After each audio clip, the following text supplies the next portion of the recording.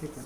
कभी कभी पहचान के लिए जाति का उपयोग कर लिया जाता है, कभी कभी पहचान के लिए बच्चे, ठीक है ना, धर्म का भी क्या किया जाता है, उपयोग किया जाता है। कुछ लोग तो विरोध करते हैं कि धर्म का राजनीति में उपयोग नहीं होना चाहिए। धर्म एक अलग चीज़ है, राजनीति एक अलग चीज़ है बच्चे, ठीक है।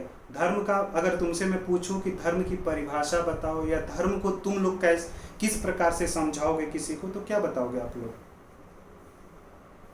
तुम्हें धर्म को समझाना है बच्चे, तो धर्म को किस प्रकार से आप लोग समझाओगे?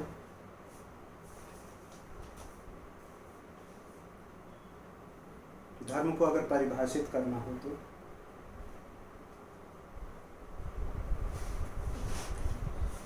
बता सकते हो या नहीं?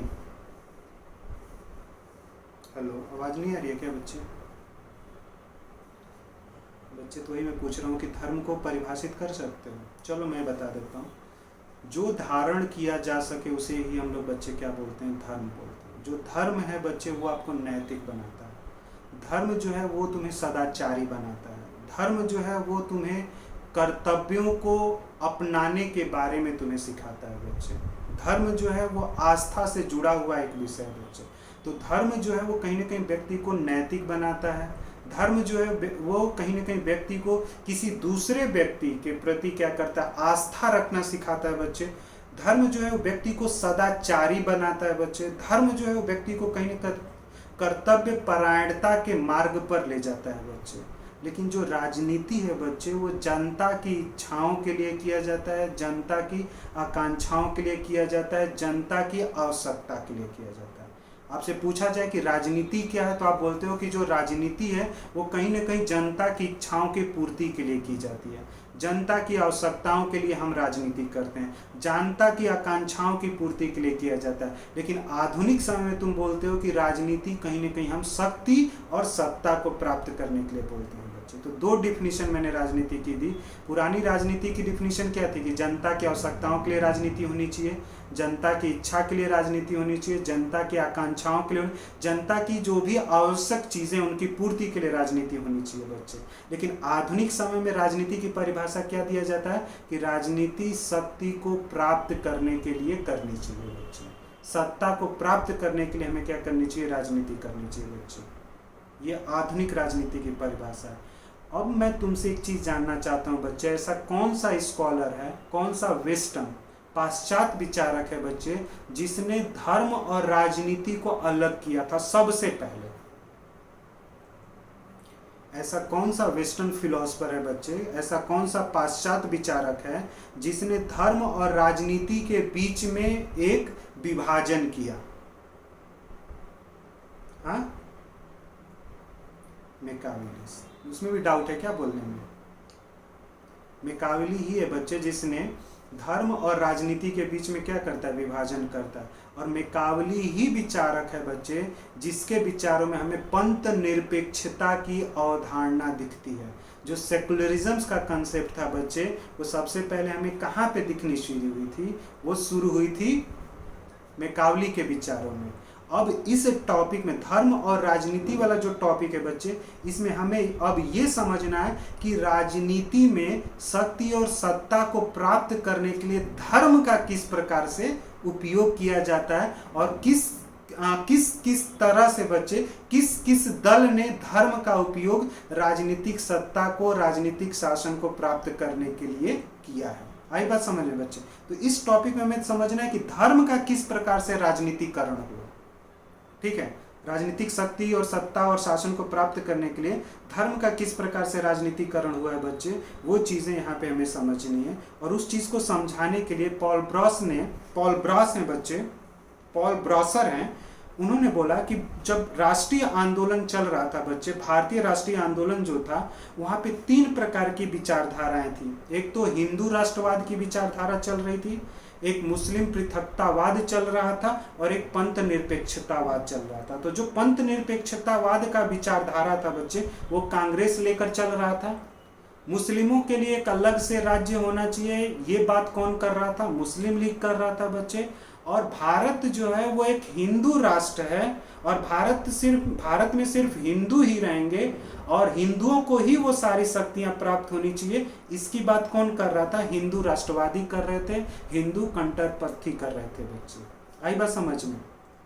और हिंदू जो राष्ट्रवादी थे बच्चे, उन्होंने सभी जाति के लोगों को, सिख जाति को भी ये लोग एक प्रकार से रखते थे, मुस्लिम को हटा के और ईसाई को हटाकर सभी को ये लोग क्या मानते थे? हिंदू मानते थे। उसमें कोई जाति के आधार पर भेदभाव नहीं था, भाषा के आधार पर कोई भेदभाव नहीं था। ये लोग ने क्या किया? हिंदू राष्ट्रवादियों ने जाति और भाषा को भुलाकर सभी को क्या बोल दिया कि हम सभी क्या हैं? हिंदू राष्ट्रवादी हैं और हमें क्या करना है? एक हिंदू राष्ट्र बनाना है बच्चे। और यहीं से सांप्रदायिकता जैसी चीजें क्या होती है? शुरू होती हैं। धर्म जैसी चीजें होनी शुरू होती हैं, क्योंकि हिंदू जो राष्ट्रवादी थे बच्चे, उन्होंने जो भी संगठन बनाया, उस संगठन में उन्होंने राजनीति करने के लिए कहीं ना कहीं एक प्रकार से क्या किया? धर्म का इस्तेमाल किया। दूसरा, जब आओगे बच्चे, और हिंदू राष्ट्रवादियों ने ये भी बोला, ठीक है, कि जो भारत है वो एक प्रकार से हिंदू राष्ट्र है और इस हिंदू राष्ट्र में वही लोग रहेंगे जो इस राष्ट्र को, अपना राष्ट्र को मातृलैंड, मातृभूमि, पितृभूमि और देवभूमि मानते हैं बच्चे। उन्हें ही हिंदू राष्ट्र के अंतर्गत माना जाएगा, ठीक है, जो इस लैंड को मदरलैंड, फादरलैंड और होली लैंड मानते हैं बच्चे, वही हिंदू राष्ट्रवादी होंगे बच्चे। बाकी जो हैं उनको एक प्रकार से इस हिंदू राष्ट्रवादी का भाग नहीं माना जाएगा। और भाग कौन नहीं होंगे बच्चे? वो थे मुस्लिम और दूसरे थे बच्चे क्रिश्चियंस, जो ईसाइयत थे बच्चे। और ये सबसे पहली बात उठाई गई थी बीडी सावरकर के विचारों में बच्चे। और बीडी सावरकर का ही ये विचार, जो हिंदू राष्ट्रवाद का विचार था बच्चे, ये बीडी सावरकर के विचारों से निकलता है। और बीडी सावरकर ने बोला कि भारत जो है वो हिंदुओं का है, मुस्लिमों का नहीं है बच्चे। यानी भारत में आपने एक धर्म के आधार पे बच्चे, भारत में बोला कि एक तो हिंदू धर्म है और दूसरा आपने क्या बोल दिया? मुस्लिम धर्म बोल दिया। और इसी धर्म के आधार पे बच्चे बाद में मुस्लिम लीग जो था उसने क्या कर दिया? एक अलग राज्य की मांग करना शुरू किया और धर्म के आधार पे उसने राजनीति करना शुरू किया। और मुस्लिम लीग ने समझाया कि मुस्लिमों को समझाया कि अगर आप मुस्लिम लीग को वोट करते हैं तो ये वोट किसको जाएगा? इस्लाम को। और जब इस्लाम को वोट प्राप्त होगा तो एक प्रकार से हम कहीं ना कहीं इस्लाम राष्ट्र का एक प्रकार से क्या करेंगे? निर्माण करेंगे बच्चे। तो ये हमें इस टॉपिक में यही समझना था कि किस प्रकार से धर्म का राजनीति में एक प्रकार से क्या किया जा रहा है? उपयोग किया जा रहा है बच्चे। आई बात समझ में? और जो मुस्लिम लीग था बच्चे, ठीक है, उसने एक प्रकार से मुस्लिम राष्ट्र की क्या की थी? मांग करनी शुरू कर दी थी 1940s में बच्चे। 1940 में मुस्लिम लीग, मोहम्मद अली जिन्ना जैसे लोग ने एक प्रकार से, ठीक है, मुस्लिम लीग जैसे जो संस्थाएं थी, उन्होंने एक मुस्लिम राष्ट्र की मांग करनी शुरू की। और ये ध्यान में रखना, कभी पेपर में पूछा भी जाता है कि जो भारत और पाकिस्तान का विभाजन हुआ है वो किस आधार पे हुआ है बच्चे? तो वो सांप्रदायिक आधार पे विभाजन है बच्चे, ठीक है। और टू नेशंस थ्योरीज, ठीक है ना, दो राष्ट्र सिद्धांत है बच्चे, दुई राष्ट्र सिद्धांत है। और जो राष्ट्र को परिभाषित किया जाता था बच्चे, वो धर्म के आधार पे परिभाषित किया जाता था। हिंदू राष्ट्रवादियों ने धर्म का इस्तेमाल करके राजनीति की, मुस्लिम जो लीग के लोग थे उन्होंने मुस्लिम धर्म का इस्तेमाल करके क्या किया? राजनीति किया। और भारत और पाकिस्तान का क्या कर दिया? विभाजन करा दिया बच्चे। और उस विभाजन में जो सबसे अधिक समस्या हुई, किनको हुई? जो लोग यहाँ से पाकिस्तान से जो लोग गए उधर, या पाकिस्तान से जो लोग आए थे भारत, वो बच्चे, ठीक है। तो ये चीज़ें जर्नलिस्ट यहाँ पे ध्यान में रखना, जहाँ पे मैंने लिख भी दिया था कि जबकि मुसलमानों ने स्वयं को एक पृथक राष्ट्र के रूप में चित्रित किया और जिन्ना के अनुसार हिंदुस्तान केवल हिंदुओं का देश था। और इसी आधार पे जिन्ना ने राजनीति की और राजनीति करके जिन्ना ने पाकिस्तान राष्ट्र राज्य का क्या किया था? निर्माण किया था, ठीक है। तो जो पाकिस्तान राष्ट्र राज्य का निर्माण हुआ था वो किस आधार पे हुआ था? धर्म के आधार पे हुआ था। लेकिन जो भारतीय राष्ट्र राज्य का निर्माण हुआ था बच्चे, वो हिंदू धर्म के आधार पे नहीं हुआ था, वो पंथ निरपेक्षता के आधार पे हुआ था। ये ध्यान में रखना, ठीक है ना। जो भारतीय राष्ट्र राज्य बना बच्चे, जब भारत और पाकिस्तान विभाजन हुआ तो एक भारत बना, तो जो भारत बना था बच्चे वो पंथ निरपेक्षता और धर्म निरपेक्षता के आधार पे बना है। जो पाकिस्तान बना है वो किस आधार पे बना है? धर्म के आधार पर। और धर्म के आधार पे, किस धर्म के आधार पे? इस्लाम के आधार पे बच्चे। और वो इस्लाम के अंदर भी एक प्रकार से क्या करता है? भेदभाव करता है बच्चे। और जो राष्ट्रीय आंदोलन जब चल रहा था बच्चे, उसमें कांग्रेस ही सबसे बड़ा दल था, क्योंकि दो ही उस समय सबसे बड़े दल थे बच्चे, एक तो भारतीय राष्ट्रीय कांग्रेस और दूसरा साम्यवादी दल। भारतीय राष्ट्रीय आंदोलन में साम्यवादी दल की भूमिका बहुत अधिक नहीं है, साम्यवादी दल ने बहुत बड़ा कार्य नहीं किया था। और साम्यवादी दल का जो निर्माण हुआ था बच्चे भारत में, वो एम.एन. रॉय ने किया था। ये कहीं लिख लेना, वैसे इंडियन पॉलिटिकल थॉट्स पढ़ाऊंगा तो वहाँ पे एम.एन. रॉय हमें पढ़ना है बच्चे। ये तुम्हें दिमाग में रहना चाहिए कि भारत में जो साम्यवादी पार्टी बनाई गई थी, जो कम्युनिस्ट पार्टी बनाई गई थी, वो एम.एन. रॉय के द्वारा बनी थी बच्चे। बाद में साम्यवादी दल का बहुत भारतीय स्वतंत्रता में बहुत योगदान नहीं देखा जाता। भारतीय स्वतंत्रता में जो सबसे बड़ा योगदान था बच्चे, वो किसका था? तो भारतीय राष्ट्रीय कांग्रेस का था। और इसके बाद ही योगदान के वजह से बाद में बच्चे भारतीय राष्ट्रीय कांग्रेस के जो लीडर थे, उन्हें देश में शासन करने का क्या हुआ? मौका मिला। और उसमें सारे के सारे उच्च और बड़ी जाति के लोग थे बच्चे, ठीक है ना। बाद में उच्च बड़ी और जाति के पास जो अधिकार था बच्चे, वो धीरे धीरे पिछली जातियों के पास क्या होने लग गया? ट्रांसफर होना शुरू हुआ था बच्चे। आई बात समझ में? यहाँ तक क्लियर? क्लियर हुआ बच्चे यहाँ तक? ठीक है। और ये भी तुमसे अगर कोई पूछे कि भारत का विभाजन किस आधार पे हुआ है, तो सीधा बता देना बच्चे, सांप्रदायिक आधार था, ठीक है। और पंथ निरपेक्षता, जो पंथ निरपेक्ष शासन प्रणाली है बच्चे, ये 42वें संविधान संशोधन के द्वारा हमने प्रस्तावना में जोड़ा था बच्चे। उससे पहले वो चीज़ें संविधान में नहीं थी बच्चे। और हमने, लेकिन पंथ निरपेक्ष शब्द तो हम बाद में जोड़ते हैं बच्चे, लेकिन जो भारत में अल्पसंख्यक थे बच्चे, उनकी सुरक्षा के लिए बच्चे हमने संविधान के किस अनुच्छेद में उन्हें जगह दिया है, जहाँ पे अल्पसंख्यक के अधिकार एक प्रकार से सुरक्षित हैं बच्चे? अल्पसंख्यकों के अधिकारों की सुरक्षा बच्चे, ठीक है, संविधान के किस अनुच्छेद में की गई है, या किस आर्टिकल में अल्पसंख्यक के अधिकार जो हैं वो पूरी तरह से सुरक्षित हैं बच्चे? कौन बताएगा?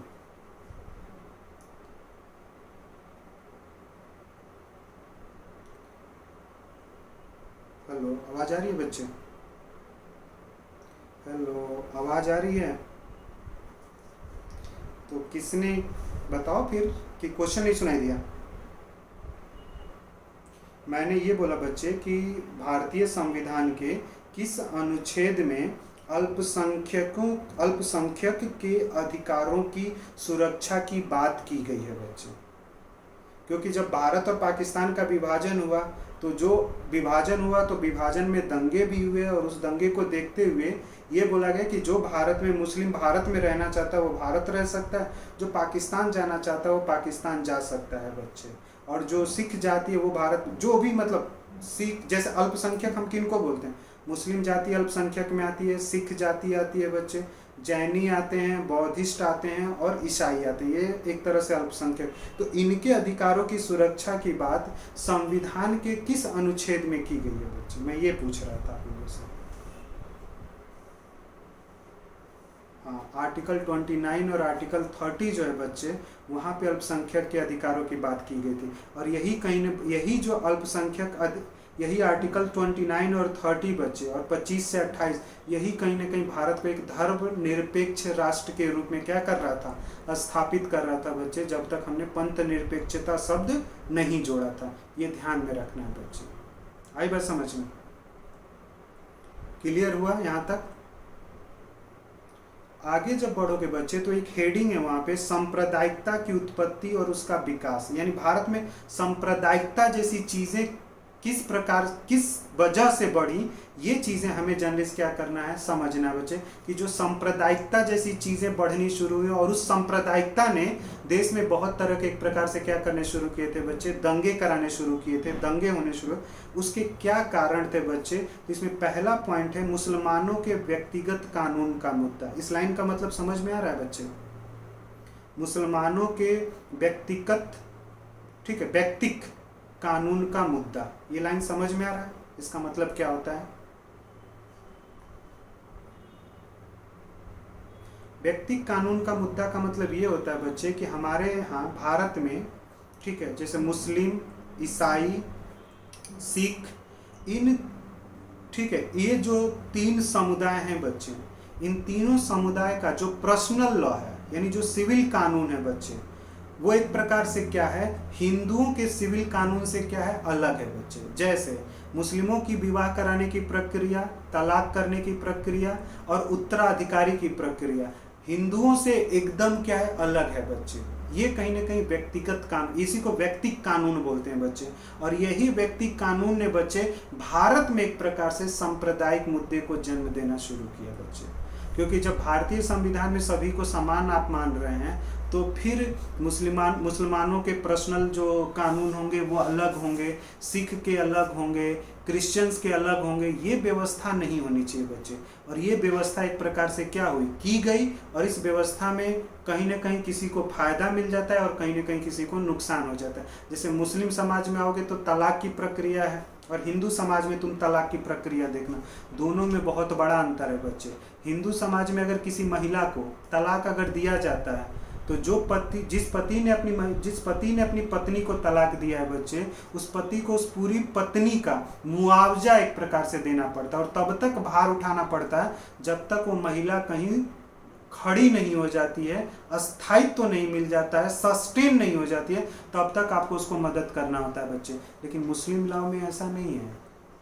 मुस्लिम लॉ में अगर तलाक दे दिया गया तो वहाँ जो पति है बच्चे, वो महिला को मुआवजा देने से क्या कर सकता है, मना कर सकता है। सिर्फ उसमें महर की रकम देकर क्या किया जा सकता है, उस लड़की को भेजा जा सकता है, और उसे किसी भी प्रकार की सुरक्षा उससे नहीं प्राप्त होगी बच्चे। तो ये जो व्यक्तिगत कानून अलग अलग थे बच्चे, उन्होंने भी कहीं ना कहीं भारतीय समाज में एक प्रकार से क्या किया, सांप्रदायिकता जैसी चीज़ों को क्या कर दिया, बढ़ावा दिया।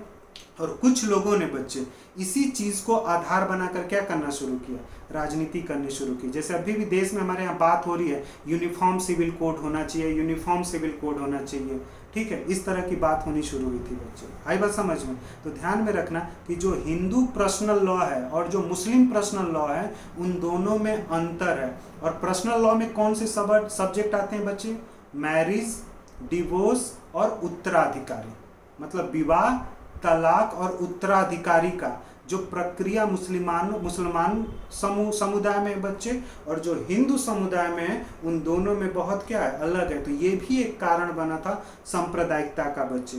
दूसरा सांप्रदायिकता का कारण बना अलीगढ़ मुस्लिम विश्वविद्यालय का मुद्दा। ये बोला जाता है कि इसे मुस्लिम यूनिवर्सिटीज घोषित किया जाए, ठीक है। अब उसे मुस्लिम यूनिवर्सिटी हम घोषित नहीं कर सकते क्योंकि वो केंद्रीय विश्वविद्यालय है बच्चे, इसलिए उसमें सिर्फ मुस्लिम ही लोग पढ़ेंगे, ऐसी बात भी नहीं बोली जा सकती है। उसमें हर जाति, हर धर्म के लोगों को पढ़ने का अधिकार है बच्चे। अलीगढ़ मुस्लिम जो यूनिवर्सिटीज़ है बच्चे, वहाँ पे कई चीज़ों को लेकर मुद्दा उठा। जैसे अलीगढ़ मुस्लिम यूनिवर्सिटी में जिन्ना कभी प्रेसिडेंट थे तो उनकी तस्वीर को लेकर क्या किया था, जिसे हिंदू राष्ट्रवादी जो हैं बच्चे, हिंदू जो कट्टरपंथी हैं, उन्होंने इस प्रकार की चीज़ों को क्या करना शुरू किया था, उठाना शुरू किया था बच्चे, ठीक है। तो अलीगढ़ मुस्लिम विश्वविद्यालय का ये मुद्दा है बच्चे। जो राजनीतिक दल हैं बच्चे, वो वोट प्राप्त करने के लिए कभी कभी क्या कर देते हैं, धर्म का प्रयोग करते हैं बच्चे, ठीक है।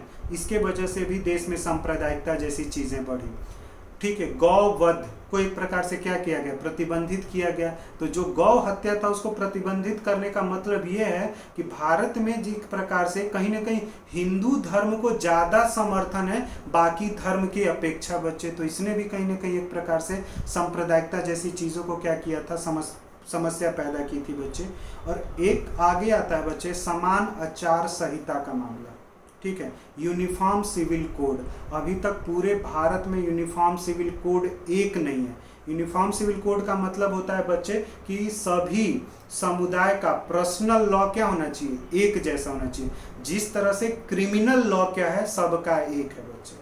फौजदारी जो प्रक्रिया है बच्चे भारत में, जो फौजदारी प्रक्रिया है बच्चे भारत में, वो सभी के लिए एक जैसी है।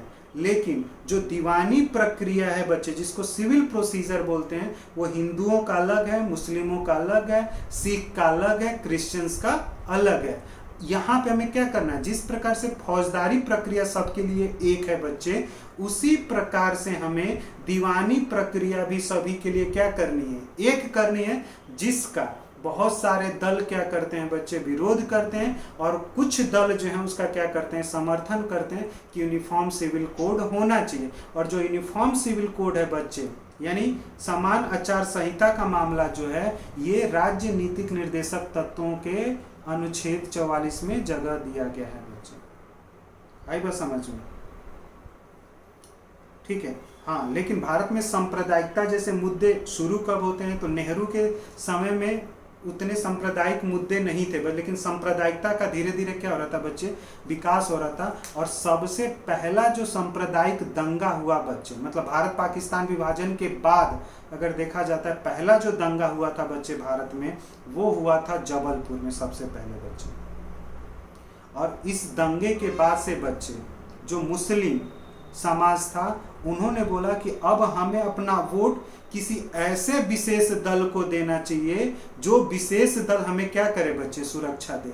जैसे अभी भी बहुत राजनीतिक दलों में तुम देखोगे बच्चे, कांग्रेस पर आरोप लगाया जाता है कि कांग्रेस जो है वो कहीं ना कहीं एक प्रकार से मुस्लिम पार्टी है, मुस्लिम दल है, ये कहीं ना कहीं मुस्लिमों की सुरक्षा के लिए ज़्यादा कार्य करती है तुलनात्मक रूप से हिंदुओं की।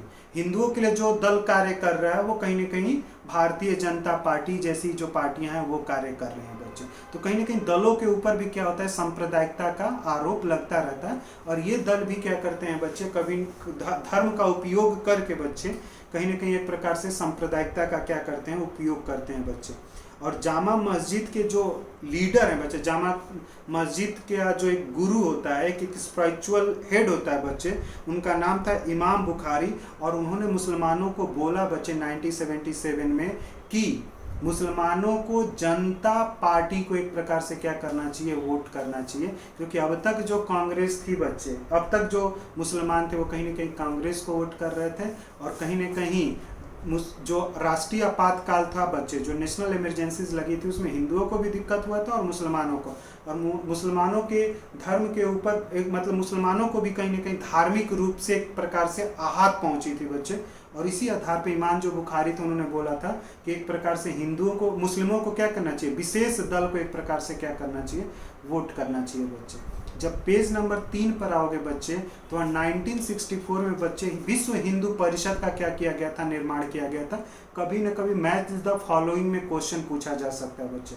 और विश्व हिंदू परिषद ने बच्चे हिंदुओं से संबंधित मुद्दे को उठाया और हिंदुओं से संबंधित मुद्दे का एक प्रकार से धार्मिक मुद्दा बनाया। और उस धार्मिक मुद्दे के आधार पे बच्चे उसने राजनीति करना एक प्रकार से क्या किया, शुरू किया। और भारत में कहीं ना कहीं बहुसंख्यक में हिंदू ही बच्चे हैं और जो अल्पसंख्यक समुदाय है बच्चे वो क्या है, संख्या में कम है, मुस्लिमों की संख्या कम है। तो एक प्रकार से जो हिंदू दल थे बच्चे, उन्होंने कहीं ना कहीं धर्म का उपयोग करके राजनीतिक सत्ता को प्राप्त करने की कोशिश की।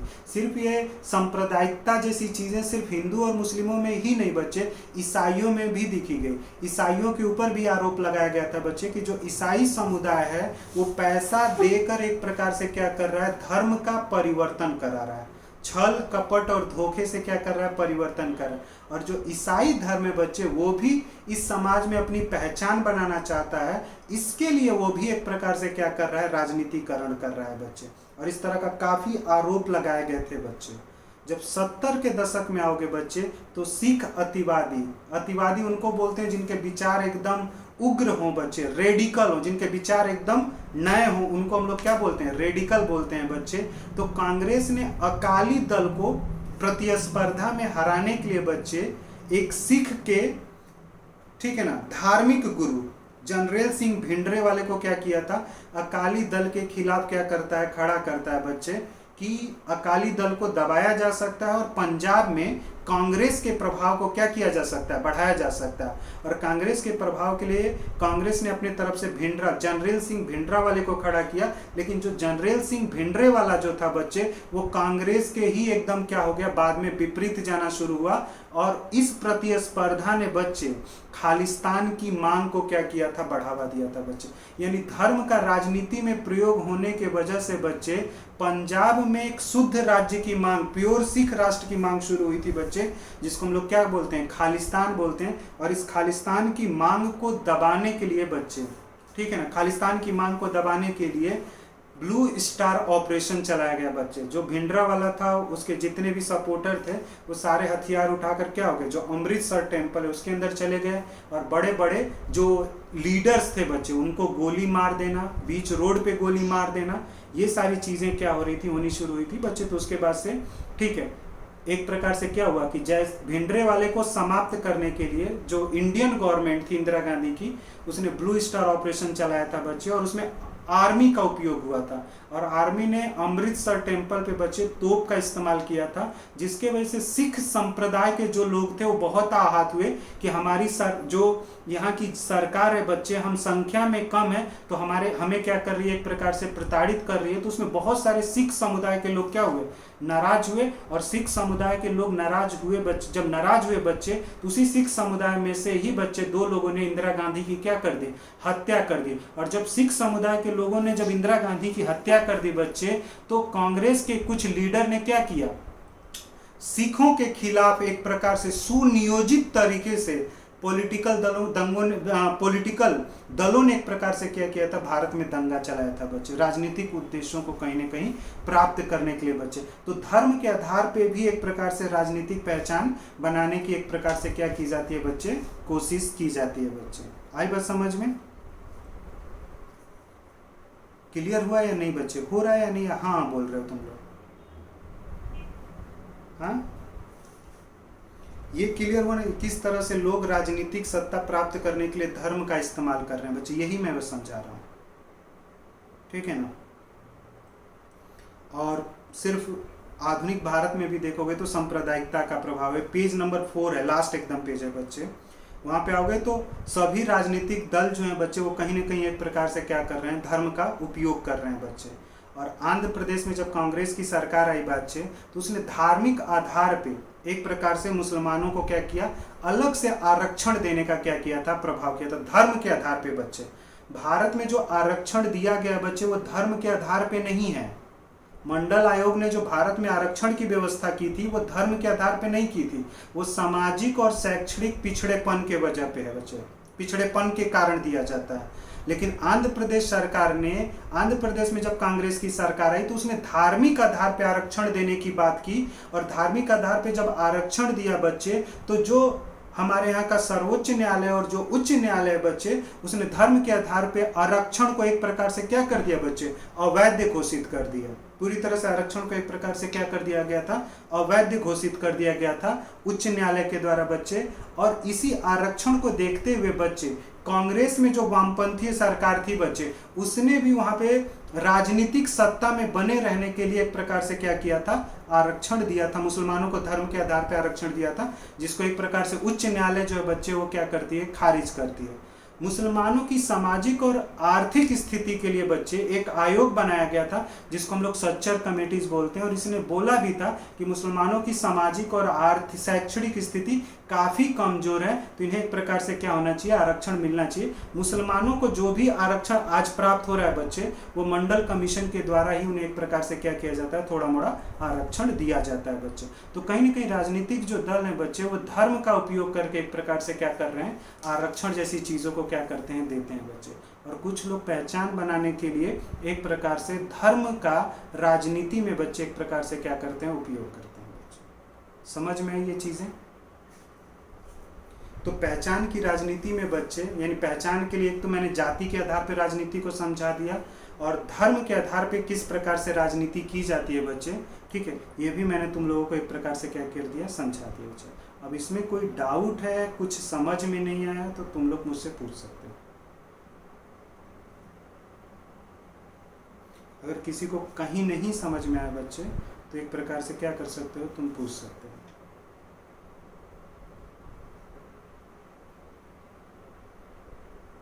बोलो, कोई समझ में आ गया क्या? सबको, सभी को समझ में आ गया या नहीं समझ में आया?